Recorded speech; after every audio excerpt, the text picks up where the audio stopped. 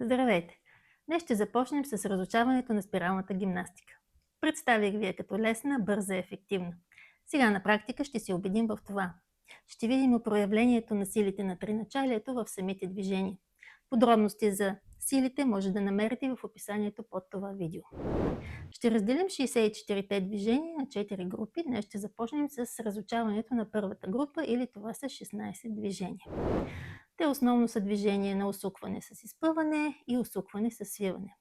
Ще забележите, че винаги движението на изпъване е последвано от движение на свиване. Движението в ляво е последвано от движение в дясно. Тази последователност прави движенията като красив, хармоничен танц. И сега ще танцуваме.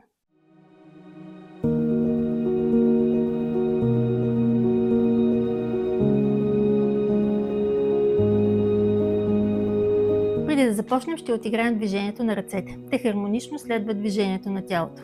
Завъртаме вляво, завъртат се вляво и в дясно.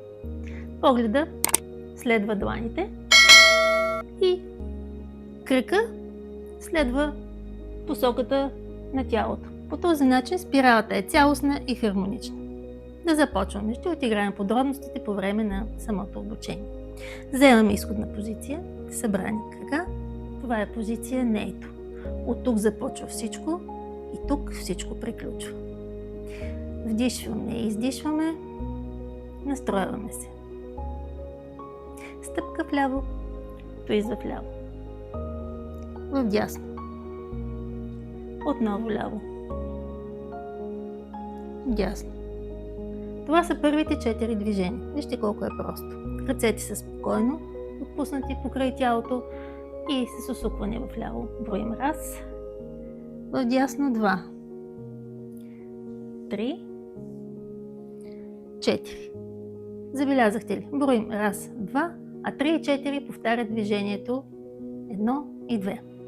Да го повторим. От изходна позиция. Стъпка вляво раз. Дясно 2.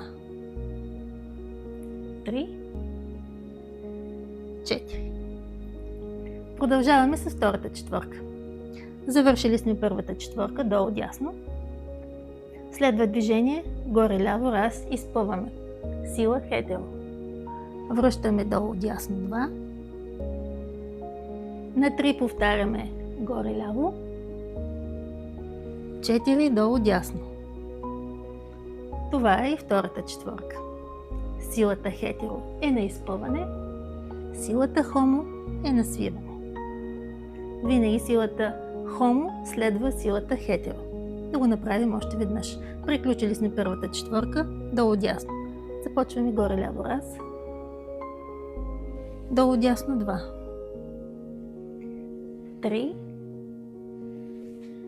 4. Продължаваме с третата четвърка. Третата четвърка е аналогична на втората, но в обратна посока. Приключили сме движението долу дясно. Започваме. Долу ляво раз. Горе дясно 2. 3 долу ляво. 4 горе дясно.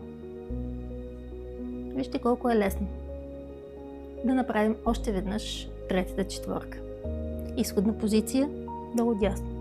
Завъртаме долу ляво раз. Горе дясно 2.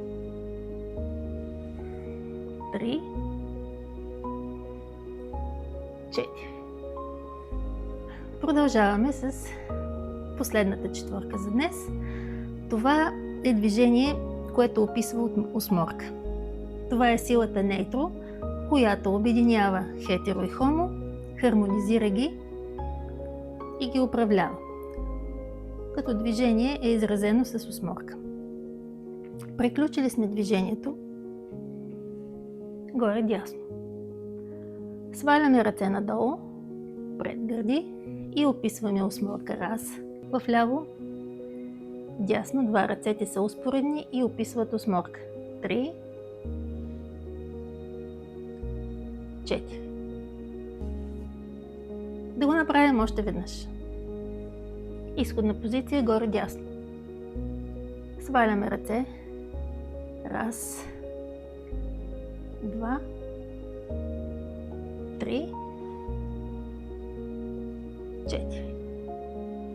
С това приключихме и четвъртата четворка. Сега ще съберем всичките 4 движения и ще направим първата част от 16 движения. Започваме от изходна позиция. Стъпка вляво, раз. Дясно, 2.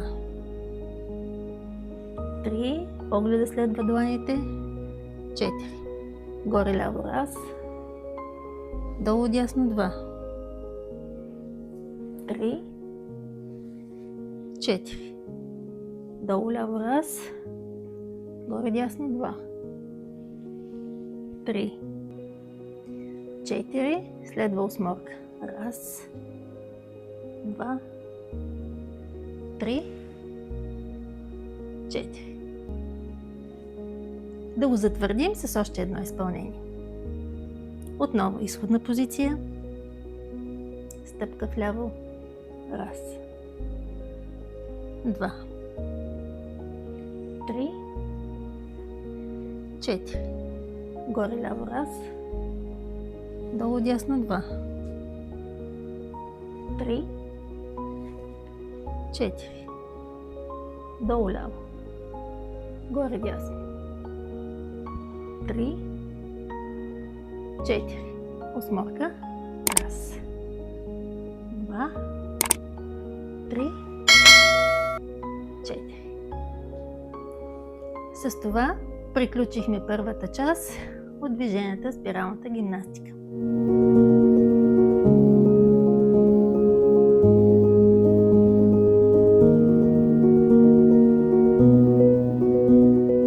Това беше всичко от мен за днес. Благодаря ви, че бяхме заедно. Ако това видео ви е било полезно, ако са ви допаднали движенията, харесайте и споделете, за да достигне до повече хора. Ако имате въпроси, пишете в коментар. Абонирайте се за канала, за да проследите и останалите обучителни видеа. В следващото видео очаквайте поредните 16 движения. До скоро! Бъдете здрави!